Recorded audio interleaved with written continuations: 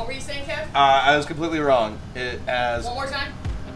Shut up. All right, I'm out. Bye.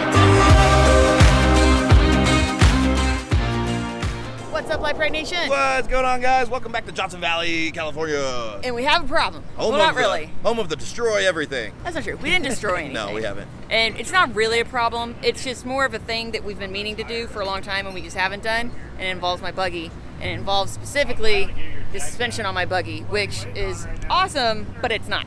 We have to get Brittany's buggy to move. And maybe it needs different springs, like a different spring rate.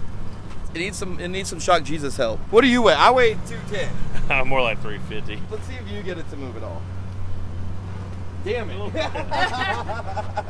It's pretty stiff. What about the back? Let me do the back. I think the back moves a little more than the front. I had to sit on this cooler the other day to ride in the back, and I was sitting on this cooler, and this was perfectly positioned to where we didn't. Rough. You want to stand up? Is there a bar in there? Yeah, there is. Oh yeah, get on that bar. Where's not? Yeah, see that? It's definitely on the stiff side for what it is. But like, it doesn't move, right? Like, Not a whole lot. It definitely ain't fluid. yeah. So it needs. Definitely don't want to float, I can tell you that. So here's the difference: is that these coilovers and a lot of ones like this come with digressive pistons, and that's good for control. It's good for weight. It's good for on-road stability. But when it's a slow rock collar that you just want it to be flowy, you want linear or progressive pistons. We're gonna see if we can't swap these out if Phil has any. If not, right there. we're gonna drill it out. You're gonna what? You drill out the piston. You drill out the piston to get some more flow through it if he doesn't have the pistons. It's kind of like just a redneck fix and pull a lot of valving out. But yeah, we've been waiting for Phil to get back, and that you just said he's here. Let's show him what's going on. So ultimately, what all of this means is it means that we need some shock tuning. Now, what's convenient is Shock Jesus, aka Phil Accardi, which you guys should be familiar with because he's tuned the shocks on the Demon Child, he's tuned the shocks on the Stepchild, and he's tuned the suspension on the Bomber chassis back when we raced King of the Hammers. Dude is a freaking genius when it comes to exactly what we need here. So, conveniently, he's here in Johnson Valley. We're gonna take full advantage of the fact that he is present here and see if he can't get the buggy moving just a little bit better. So we're gonna let the nitrogen out. Here's a cool little trick. Sometimes these caps have a little point on them. See the little nipple? Yep. And then you just turn it around and look at that. Oops, sorry babe. That's why I don't work on nice stuff.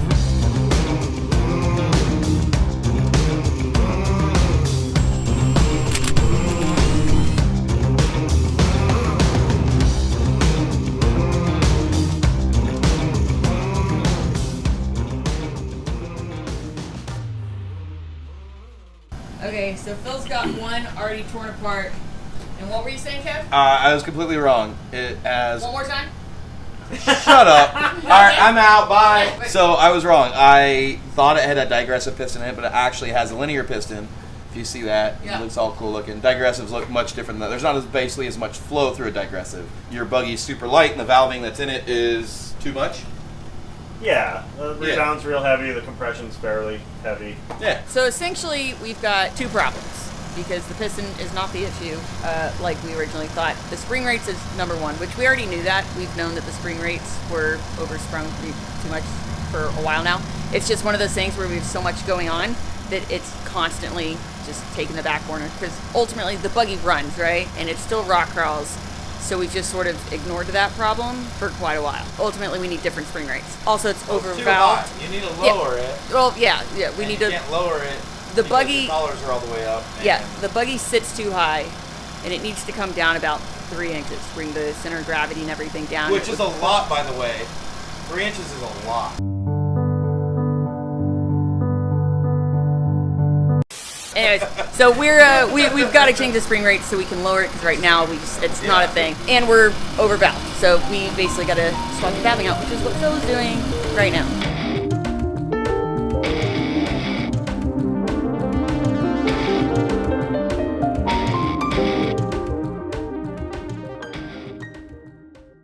Okay, so he's revalved them. We got them installed, and then we found out it's not right. We don't have the right misalignment spacers in here. Misalignment spacers are not what they should be. Yeah, it's pretty bad. That's our bad, but anyways. Remember before I couldn't move it? desert's fucking hard. But still, like, it's still, you stop, it's still controlled. Like, Yeah. it's stop, Once you, as you basically, what it should do is as you get lower, it kind of stiffens up a little more. So it does its thing. we're gonna go drive it. I mean, it's you just have- the fronts. We still probably have to. Well, we know we have to dick with the springs because we know we need to lower the whole thing completely. But that's fine. But this should be significantly better. It has to be. You want to go drive it and see? Yeah. Freaking wild. Like these just clouds come of well, clouds. I mean, it's just dust. Just these dust storms. It goes from like okay visibility to nothing and then back to okay again. It's freaking wild. All right.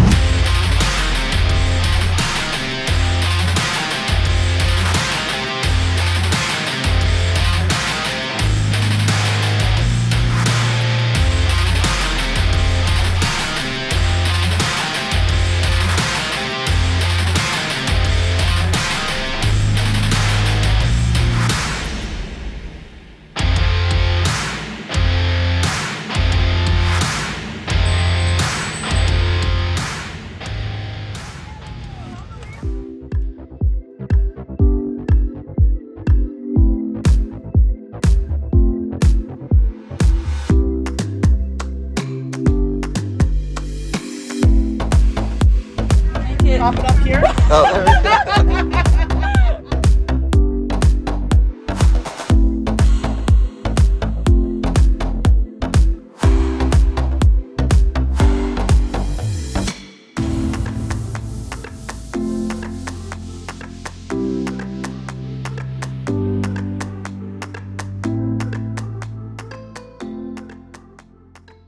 Hey, Kevin.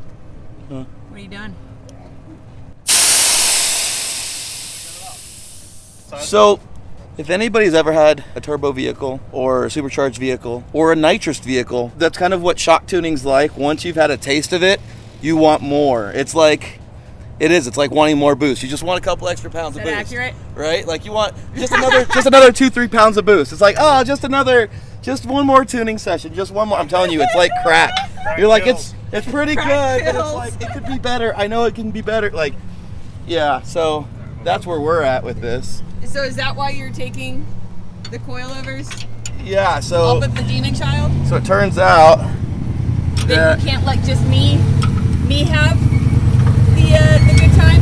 He can't just let me enjoy the buggy and get the good stuff. He's gotta partake as well. Is that what you're telling me?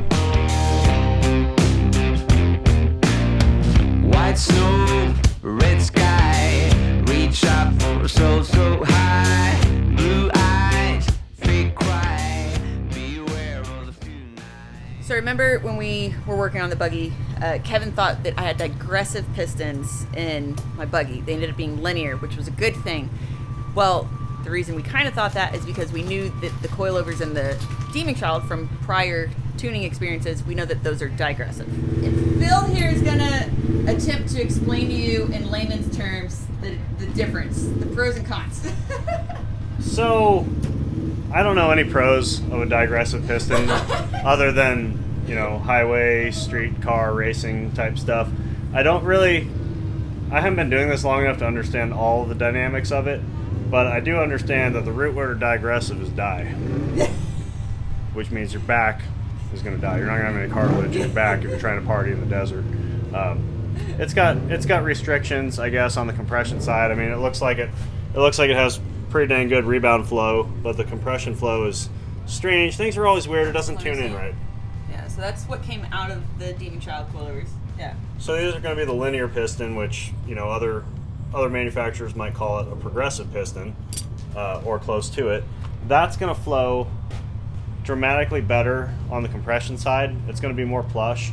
I don't know why things work better, but I know that's going to work a whole lot better than that for the application. So we're gonna go ahead and change them out and then retune the Jeep to see what we came up with. Like, I was very light. Like, these were the compression stacks out of the digressive setup, and the rebound stack was probably heavier than I normally would have in that situation. So maybe the rebound flow is a lot higher in the digressive, but the compression flow is definitely lower. So I'm going to be able to add a lot of compression valving, and it's going to make it resist bottoming a whole lot better and just be more plush and compliant in general in the desert here. What's it going to do on the highway? I don't know. I don't do that.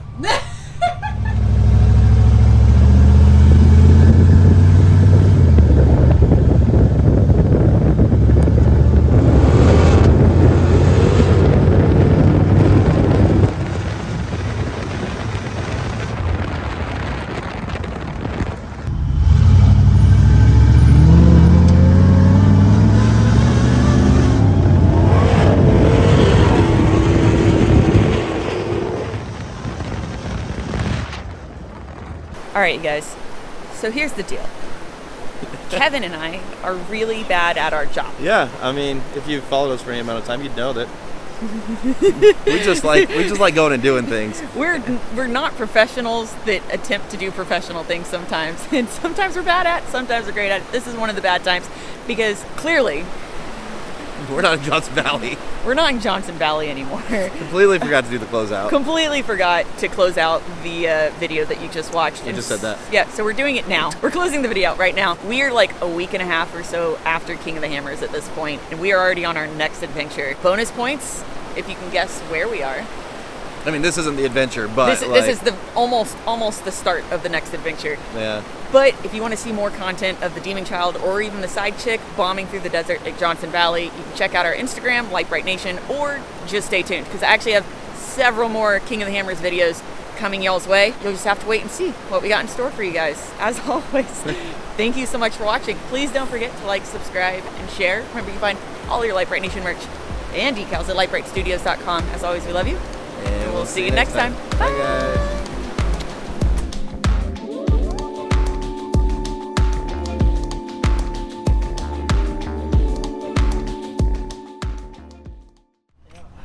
Now let's see what. Oh no, there's not anything.